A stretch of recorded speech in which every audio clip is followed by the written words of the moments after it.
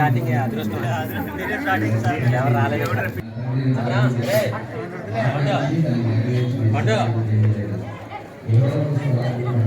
నేను కోరుతున్నాను అని ఆయన ఈ మందిరంలో కట్టించకూడదు.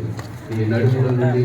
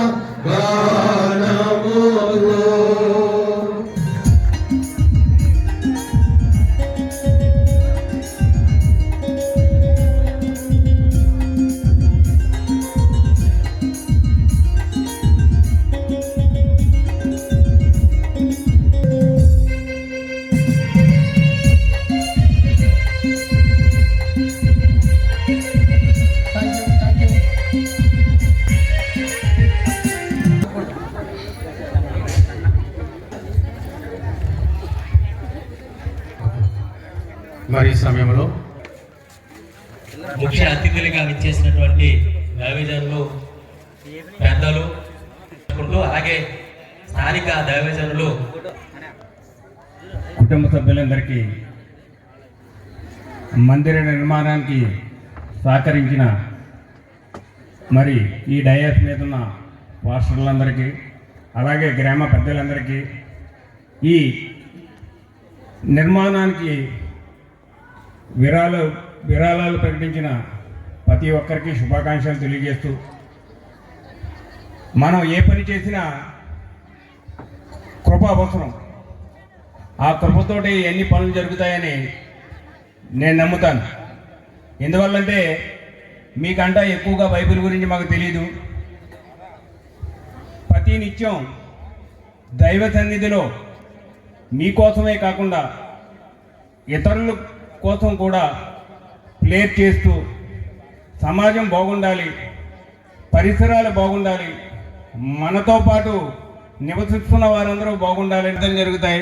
అలాగే బైబిల్ పట్టుకున్న ప్రతి ఒక్కళ్ళు కూడా మరి ప్రభువుని ఎలా స్మరిస్తారంటే అందరూ బాగుండాలన్న ఆలోచనతో స్మరణ జరుగుతుంది. ఈ మందిరానికి సహకరించిన ఈ మరొక్కసారి యేసుప్రభు గారి కృప ఈ చుక్కావారిపాలెం మీద ఉండాలని, గ్రామానికి దూరంగా ఉన్న ఇది మంచి వాతావరణం, పచ్చని వాతావరణం, కోనసీమను కల్పించే విధంగా మన చుట్టుపక్కల ఉన్న పాలెల్లో తీసుకుంటే ఈ పాలెం మరి నెంబర్ 1 స్థానంలో ఉంటుంది. వీళ్ళ మనసులు కూడా చాలా సుందరంగా ఉంటాయి. రాజకీయ పార్టీలు చాలా పార్టీలు ఉంటూ ఉంటాయి, నాతో పాటు ఇంకో 2 పార్టీలు ఉన్నాయి. అందరినీ గౌరవిస్తారు, అందరిలోనూ వాళ్ళు కలివిడిగా ఉంటారు.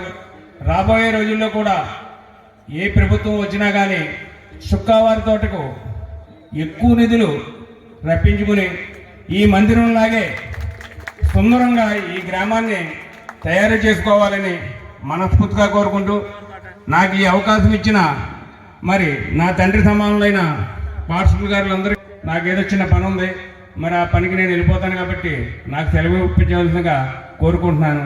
యేసుప్రభు కృప మీ అందరితో పాటు నాకు కూడా ఉండాలని, మీరు బైబిల్ పట్టుకున్నప్పుడల్లా మా తమ్ముడో మా అన్నయ్యో లేకపోతే మా కుటుంబానికి నేను సంబంధించిన వ్యక్తి అనుకుని నా కోసం కూడా మీరు ప్రేర్ చేయాలని మనస్ఫూర్తిగా కోరుకుంటూ, నాకు ఈ అవకాశం ఇచ్చిన నా కుటుంబ సభ్యులందరికీ ధన్యవాదాలు తెలియజేస్తూ సెలవు తీసుకుంటున్నాను.